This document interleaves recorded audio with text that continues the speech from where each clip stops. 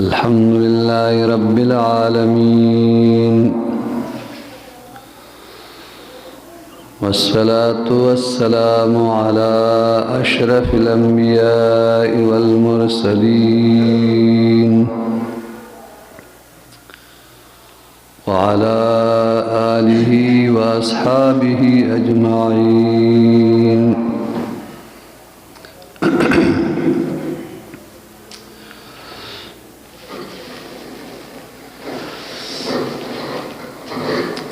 أما بعد فأعوذ بالله من الشيطان الرجيم. بسم الله الرحمن الرحيم.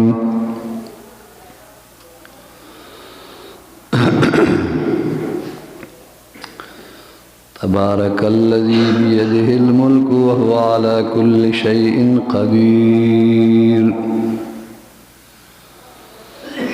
آمنت بالله صدق الله مولانا العظيم. إن الله وملائكته يصلون على النبي يا أيها الذين آمنوا صلوا عليه وسلموا تسليما. اللهم صل على سيدنا مولانا محمد وآله وبارك وسلم عليه صلاة وسلاما عليك يا سيدي يا رسول الله وعلى آلك وأصحابك يا سيدي يا حبيب الله.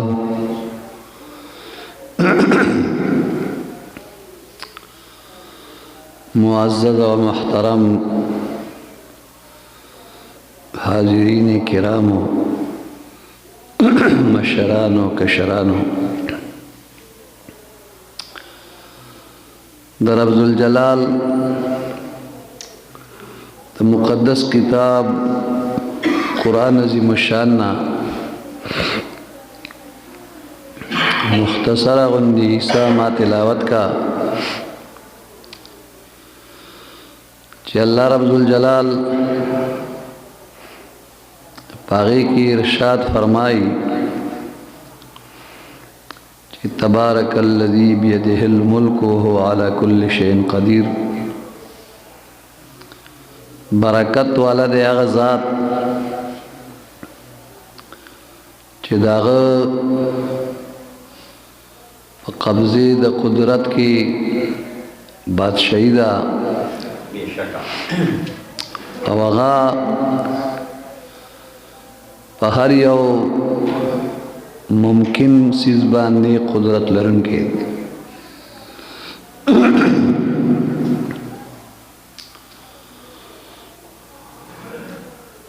زمونږ د اهل سنت و جماعت دا عقیده ده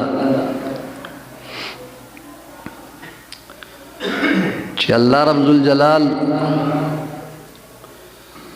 د برکت خاوند دی، د برکت مالک دی، د برکت خالق.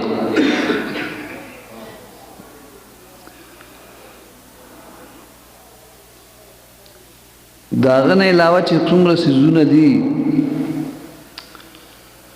او مونږ هغې ته برکت نسبت کوو، نو دغه د برکت مالک په هغې کې برکت اچولی.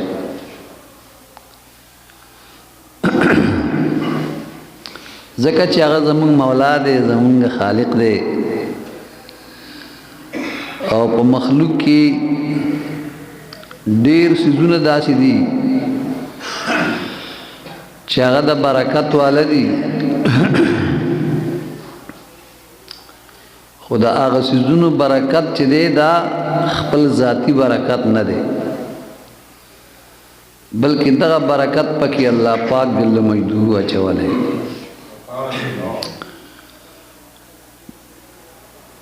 اوس مونږ او تاسو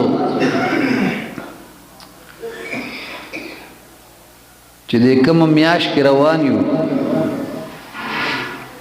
چې دیتا د رجب مبارک میاشت وای، اوس د رجب میاش زمونږ د پښتنو په ژبه کې دې ته بزرګه میاش وایي. بزرګه میاش اکثر خلک داسې دي چې وایي په دې میاشت د رجب کې زکاتونه وباسي، ځکه چې هغې دې میاشت ته د درنې سترګې په نظر باندې ګوري.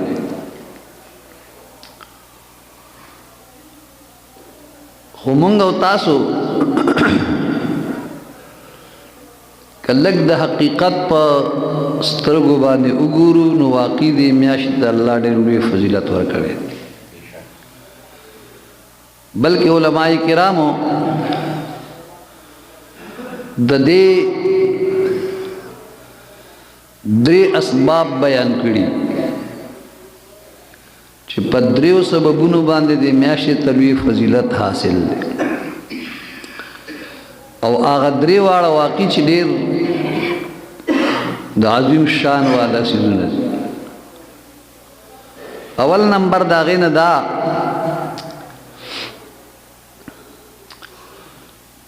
چې دا د رجب میاشت چې ده نو په حدیث مبارک کې راغلی دي، حضور صلی الله علیه و آله وسلم فرمایي چې رجب شهر الله، رجب د الله میاشت، و شعبان و شهری د شعبان میاشت دې پسې چې کومه را روانه ده، نبی علیہ الصلوۃ والسلام مبارک فرمایي هغه زما میاشت، و رمضان و شهر امتی، او هغې پسې چې کومه میاشت د رمضان المبارک د روژې میاشت را روانه ده نو هغه زما د امت میاشت. دا درې نسبتونه قایم کړي. د دې میاشتې سره نسبت د الله قایم کړی، د شعبان د میاشتې سره نسبت خپل قایم کړی، او د رمضان د میاشتې سره نسبت د امت شامل کړی دی. لہذا د کوم یو څیز نسبت چې الله ته وشي نو هغه به واقعي چې ډېر لوی مقام لري. لکه موږ او تاسو وګورو بیت الله د الله کور، الله خو د مکان نه پاک دی، هغه کور نه لري، هغه خو د مکان احتیاج نه لري. خدا نسبت د تشریف د پاره دی چې د الله د نوم اضافت او نسبت ورته وشو نو دغه بیت ته الله شرافت نصیب کړي، عزت ورته نصیب کړي. څوک هم چې د دغه کور عزت کوي الله ولا لویه مرتبه ورکړي، او که څوک د دغه کور د بیت الله شریف سپکاوي او بې ادبي کوي نو الله پاک یې د صف هستۍ نه مټاوي. ځکه چې دا د الله نسبت ورته شوی. نبی کریم صلی الله علیه و آله وسلم په مدینه منوره کې یو کس ولیدو، او هغه کس چې دی هغه د قوم امام هم و، هغه د قبلې طرف ته د بیت الله شریف طرف ته صرف توکانې توکلې.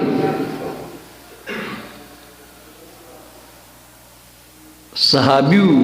مسلمانو مؤمنو خو چې کله توکانې توکي نبی علیہ السلام په خپلو سترګو مبارکو ولیدو. د هغه قوم ته خبر ولېږه نن نه پس د پسې مونځ مه کوئ، وایي نن نه پس د پسې مونځ مه کوئ. کله چې قوم ورپسې مونځ پرېښودو ځان له به ولاړو، تپوس یې وکړو ولې ما پسې مونځ نه کوئ؟ نو خلق ورته وی مونږ نبی علیہ الصلوۃ والسلام مبارک منع کړي چې د پسې مونږ مکوي. د حضور علیه الصلاۃ والسلام مبارک لراغه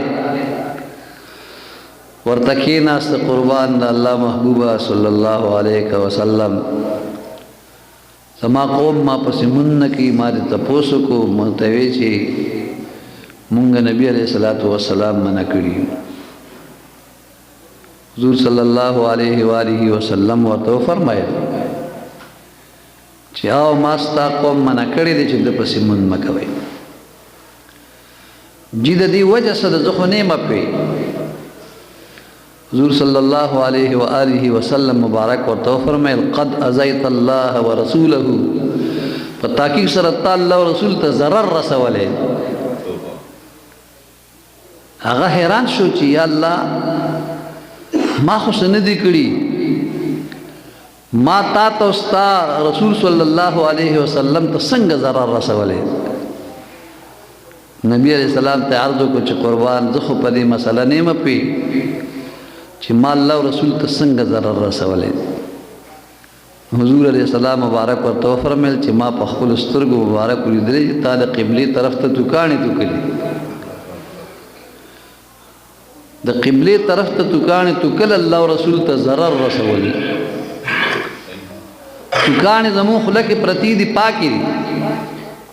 مونږ یې تیرو لیکن هم دغه توکاڼې د جماعت کې به نه توکي قبلې طرف ته به نه توکي د چا د مخ طرف ته به نه توکي. دې ته شریعت وایي دې ته اسلام وایي دې ته دین وایي. لیکن زمونږ شریعت او زمونږ دین دومره برداشت هم د بې ادبۍ نه کوي چې دغه پاکې توکاڼې د قبلې طرف ته توکلی شي.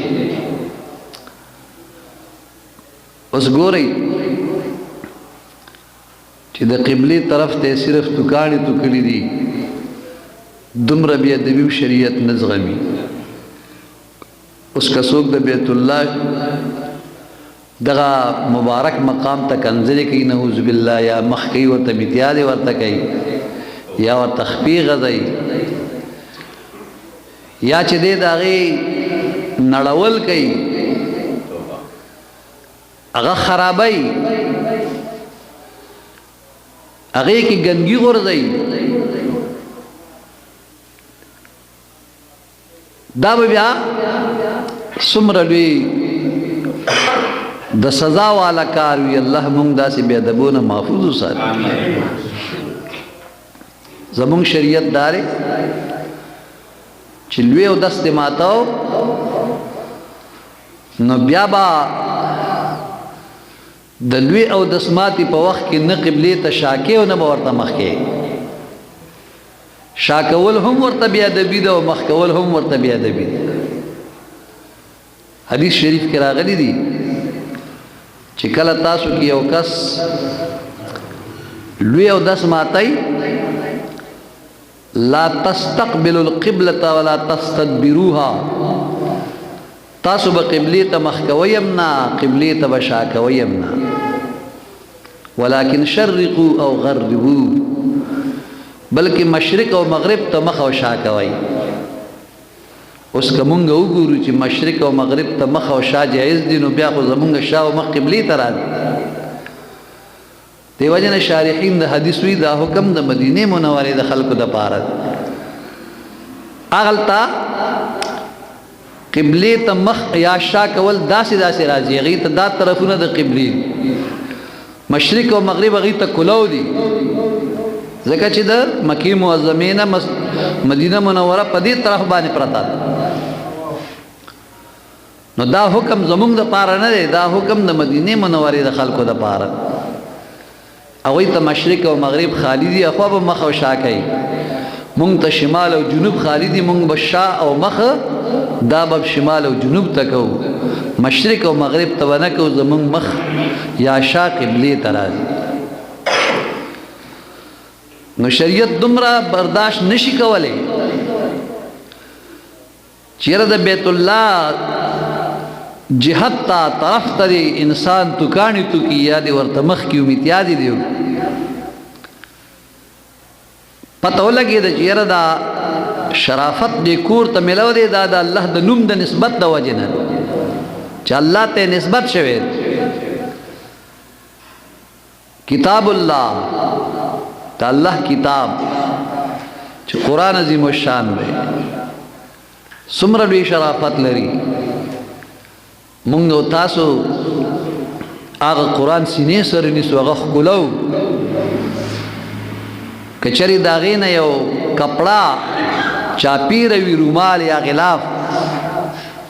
د قرآن د شرافت د وجې نه مونږ هغه کپړه هم ښکلو مونږ هغه کپړه باندې پوزه نه پاکو توکاڼې پې نه اچوو که هغه ډېر هم خیرن او زړه شي هم هغه په سر او شونډو ښکلو په سترګو ایږدو عظمت او شرافت پروت دی ولې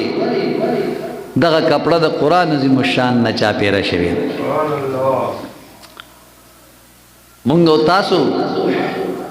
کوم خلک چې تلي دي هلته کې بیت الله شریف په خپلو سترګو لیدلی دی د بیت الله غلاف هغې په شونډو ښکلی مخونه ورپورې مږي ځانونه ورپورې مږي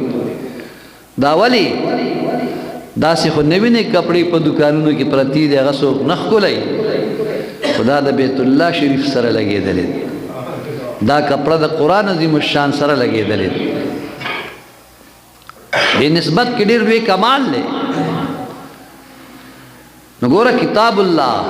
رسول الله ولی الله شعائر الله دا ټول نسبتونه دي اوس چې مونږ د ولی ادب کوو مونږ د هغه لاسونه ښکلو مونږ د هغه خپې ښکلو د هغه سره نسبت لرونکي تبرکات ښکلو دا ولې د سره هم د الله د نوم نسبت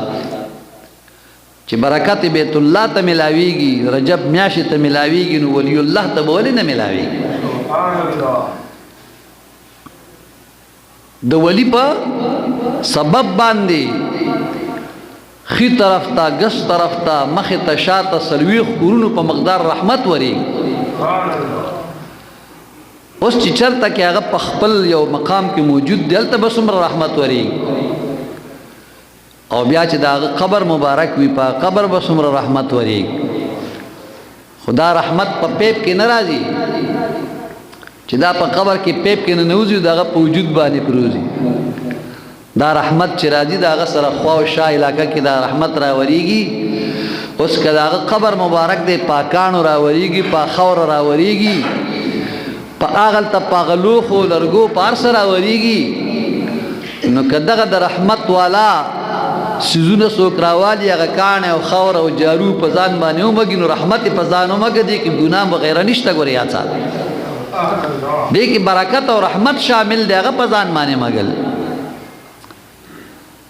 اوس کته وی چې دا شرک دی نعوذ بالله منها نو شرک خو الوی چې هغه د ذات د الله سره نسبت لري یا د صفاتو سره لري د الله په ذات او صفاتو کې قبر نشته خور نشته کانه نشته مالګ نشته جارو نشته ته څنګه نسبت ته شرک هغه ته ته خو نعوذ بالله الله مړ غني ته خو الله له قبر ثابت ته خو الله له کانی ثابت د الله په ذات او صفات کې قبر او خور نشته دی دا خوره د ولی د وجود سره نسبت لري دا دغه د رحمت او برکت سره تعلق ساتي ځکه چې د نوم سره نسبت د الله تعالی جل جلاله دی چې ولی الله هغه د الله د نوم نسبت کې دا کمال دی چې دته شرافت او برکت وبا دارنګي شعائر الله او الله فرمایي چې ومن يعظم شعائر الله فانها من تقوى القلوب سوره حج کې الله فرمایي ولسمه پارا کې چې چا د الله د شعائر د نخو تعظیم او ادب وکړو د غزلونه تقوادار لونه د خدای نه یریدونکو زړونه سبحان الله دا ټول په شعائر الله کې راځي نو د رجب میاشت دا یو سبب باندې چې فضیلت لري هغه دا چې د دې رجب سره د الله د نوم نسبت راغلی دی چې نبی علیہ السلام فرمایي چې رجب شهر الله د رجب میاشت دا د الله میاشت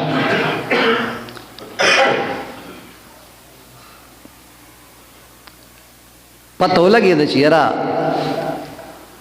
دا الله د نوم اضافت ورته شوی دی نسبت ورته شوی دی دا میاشت ډیره مبارکه بختوره ده نزهة المجالس کې امام عبدالرحمن الصفوری رحمه الله لیکلی چې دا رجب چې دی نو دا مجموعه د 3 حروف ده رجب یو را ده بل جیم دی بل باد رجب هغه مبارک فرمای چې فالراء يدل على رحمت الله پر رجب کې دا را ده الله پر رحمت باندې دلالت والجیم يدل على جرم العبد او دا جیم چې دی د بنده په جرم باندې دلالت کوي والباء يدل على بر الله او دا با چې دی د الله تعالی جل جلاله په مهرباني باندې دلالت کوي اوس مطلب څه شو چې مخ کې تن را راوستا رستی تی بارا وستا په منس کې جیم راوست د دې معنی دا ده چې ای زما بندا ماستا د جرم نه یو طرف ته خپل رحمت مقرر کړی دی بل طرف ته خپل بر نیکی خپل احسان خپل مهرباني مقرر کړی دا کچری په دې میاشت مبارکه کې تا زما طرف ته دغه رجوع وکا زب د خپل رحمت او مهرباني په سبب ستا جرم هغه به ختم وګرځو ستا جرم به تا ته معاف وګرځو دا ډیره مبارکه میاشت دویم نسبت سره دویم سبب د فضیلت سره هغه دا دی کله چې زمون د خپل محبوب صلی الله علیه و آله وسلم نیک مبارک حضرت سیدنا عبدالمطلب صاحب هغه لاړو او په مکه مکرمه کې یو سړی و چې داغه وهیب نو وهیب داغه وهیب ریرا وا داغی نمو بی بی آمینہ رضی اللہ تعالی عنہا دل دا خیالو چې زه د وهیب نه د دا ریرا چې دی بی بی آمینہ رضی اللہ عنہا د خپل زوی عبدالله صاحب د پاره غواړم چې دا زما زوی عبدالله صاحب له په نکاح باندې راغی کله چې ورغی وهیب لا نو هغه ته وی چې ستا د رور د وهب لور تا سره ده ستا ورېره ده ډېره پاک دامنه ده ډېره حیاناکه ده ډېره د حسن او د جمال پیکر ده په ټول عربو کې د دې ثاني نه ملاویږي په هر لحاظ باندې لہذا په دغه صفاتو متصف زما زوی عبدالله صاحب هم دی نو زه دا وایم چې عبدالله صاحب د پاره ستا د ورېره بی بی آمینه مال راکا چې داغه نکاح ورسره وکړه نو وهیب ورته وی چې داسې دومره لویه خبره خو نه وه چې ته دومره تکلیف دی کو راغې تا به صرف سوال جواب کړی او زه به درغلی وم دا کار به ستا په ځای کې مې شوی ځکه چې ته د بیت الله متولی ته د قریشو سردار ته د پاک خاندان انسان عبدالمطلب سے ورته وی بس دا په یو دستور دی زرالم چې یاره ستا نه ستا ورېره د خپل زوی د پاره وغواړم هغه ورته وی چې بلا شک شبې ما خپله یعنی هغه ورېره بی بی آمینه چې دی هغه ستا زوی عبدالله صاحب له چې دی نو هغه ورکړې ده بس چې ته څنګه وی هغسې به کېږي ورته وی خو یو خبره بلم ده هغه دا ده چې ستا په کور کې ستا خپله لور ده حاله نومې ده حاله نو چې دا امینه زما زوی له عبدالله صاحب له راکې نو دا حاله به ما له راکې دا به زه په نکاح والم عبدالمطلب صاحب ورته وی زه هغه حاله مې تاله درکړم د پلار او د زوی په یو وخت کې نکاح وشو د آمینې بیبي رضی الله عنها سره د عبدالله صاحب نکاح او د حالې سره خپل نکاح په یو ورځ د پلار او د زوی ودونه وشو داسې به چرته نه شي اوس چې کله نکاح وشو او کور ته رخصتي د دواړو وشوه نو شپېله چې عبدالله صاحب کور ته تشریف راوړ او د بیبي آمینې رضی الله تعالی عنها سره ملاو شو نو الله پاک د عبدالله صاحب د وجود نه د بیبي آمینې رضی الله تعالی عنها وجود ته نور محمدي صلی الله علیه وسلم منتقل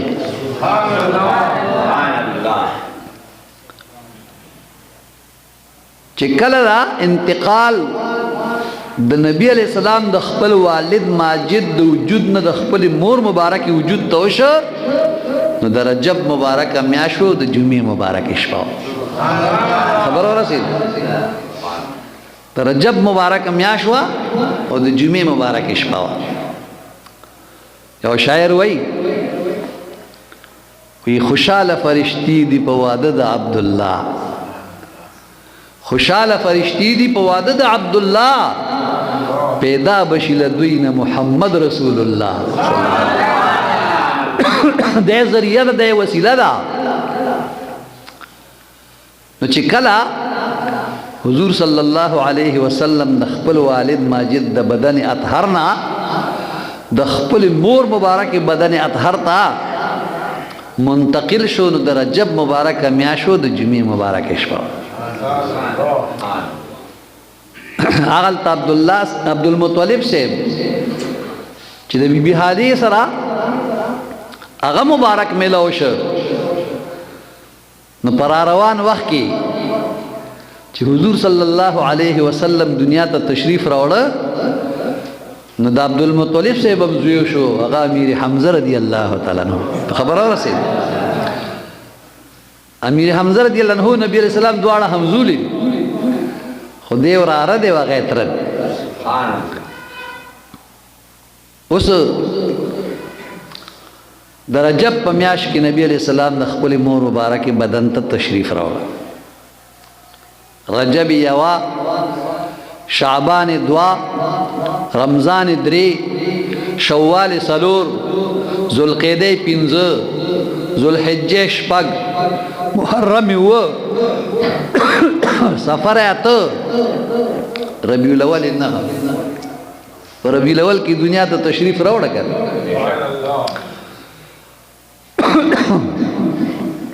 د مور مبارک بدن ته چې تشریف راوړ د رجب میاشو الله زبرګ میاشو چې دنیا ته تشریف راوړ ربیع الاول میاشو د سپرلی لومبۍ میاشو نو چون کې د خپل والد ماجد نه چې تشریف د مور مبارک بدن ته راوړ د رجب میاشو نو الله د رجب میاشې ته فضیلت ورکړي ځکه په دې کې د نبی علیہ السلام د نور مبارک انتقال د مور مبارک بدن ته شوی سبحان الله یقین ساتي هغه وجود هغه نور هغه د رحمت والا ذات مبارک چې هغه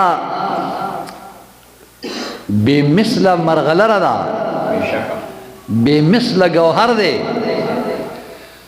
هغه چې کم صدف ته تشریف راوړي او نه میاشتې هغه مبارک په کم صدف کې تیری هغه مور به څومره بختوره چې د چا برکت د رجب میاشتې ته ملاویږي د چا برکت ربیع الاول ته ملاویږي د چا برکت تمام جهان او سيزونو ته ملاويږي دا غ مور مبارکه ته وسمره برکت ملاوي په خبر اورسید اوس د نبی کریم علیه الصلاۃ والسلام د مور پلار بلا کم شان اوس دا سي بیا د بشتنه اوذ بالله د نبی صاحب مور پلاته د کفر نسبت په ایمان والدین خلوی کتابونه لیکلي شوی خو د دې خلکو په سترګو باندې د عناد او د حسد او د نبی علیہ السلام د دشمنی پردې پرتې اوس مونږه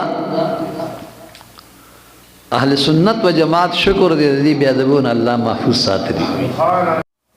دریم سبب د رجب د میاشتې د فضیلت هغه دار چې د نبی کریم رؤوف الرحیم علیه الصلاۃ والتسلیم هغه بے مثال معجزه چې هغه معجزه په زرګونو معجزو باندې مشتمل ده او هغه څه شی دی هغه د لامکان سفر دی معراج شریف دی معراج شریف دا د نبی علیہ السلام داسې معجزه چې دی کې زرګونو معجزې راجمع چې نبی کریم علیہ الصلوۃ والسلام مبارک د ام هانی رضی الله عنها د کورنا بیت الله شریف ته بیت الله نه بیت المقدس ته بیت المقدس نه اسمانونو ته انتها ته او عرش عظیم ته لا مکان ته جنت او دوزخ ته ترې خو ځان له تفصیلی واقعه ده بیا پر روان وخت کې واغ ان شاء الله سنا سره بیان شي دغه د معراج سفر چې الله بل پیغمبر ته نه دی ور کړی او نه کوم فرشتي ته ور کړی دا خصوصیت صرف د حضور صلی الله علیه و آله وسلم مبارک سبحان الله د معراج شریف دغه سعادت دا د رجب په 20مه شپه نبی علیہ السلام ته ملو شوی سبحان الله نو معراج شریف په رجب کې په 20مه شپه باندې شوی او په مکه معظمه کې په 11 کال د اعلان نبوت باندې نو معراج خو ځان له خپل شان لري خو لیکن معراج چې هغه ځان له زمونږ د عقایدو مثلا د چې ول معراج حقا چې د نبی علیہ السلام د معراج نه چې انکار وکړو کافر کیږي هغه لوی سعادت په دې میاشت د رجب کې نبی علیہ السلام ته ملاو شوی سبحان الله او دا مونږ تاسو چې نن په انتظار ناس چې اوس به د جمعې مونږ کوو او د سحر منظم کړي دی او بیا به د مازیګر مونږ کوو بیا به د ماخام کوو بیا به د ماسوتن کوو نو دا پنځه منځونه د معراج پښپ مونږ له نبی علیہ السلام د الله د طرف نه راوړي دا د معراج تحفه ده او معراج چې دی په دې میاشت د رجب کې شوی په 20مه شپه باندې شوی د هغې چې کوم نکات دي انشاءالله هغه په وخت باندې بیا بیانېږي چې یاره معراج شریف ولې وشو د معراج شریف ضرورت څه او دغه معراج چې نبی علیہ السلام د بیت الله شریف نه بیت المقدس ته تشریف یوړو بیت المقدس نه اسمانونو ته یوړو او بیا منتها ته او بیا مطلب داري چې جبروت او ملکوت او لاهوت او اجابات کبریا او عرش عظیم او بیا دنا فتد الله قاب قوسین او ادنا او بیا لا مکان تا او جنت او دوزخ تا د ټولو مقامات ته چې نبی علیہ الصلوۃ والسلام تشریف یوړو آیا دا د نبی علیہ السلام معراجو کنو دا په خپل وخت باندې ان شاء الله دا غي تفصیل بیا تاسو ته بیان شي الله دې موږ له خیر او د برکت ژوندۍ راکړي دا درې سببونه مې ته بیان کړ چې را د رجب میاشت د فضیلت په درې اسباب باندې حاصل دی چې یو د الله د نوم نسبت ورسره دی چې رجب شهر الله او دویم دا چې نبی علیہ السلام د رجب په میاشت کې د خپل والد ماجد د بدن اطهر نه د خپل مور مبارکي هغه مقدس رحم او بدن مبارک ته تشریف راوړل او دریم نمبر دا چې په دې میاشت مبارکه کې د نبی علیہ السلام معراج شریف شوی دی واخر دعوانا الحمدلله رب العالمین درود شریف په نبی علیہ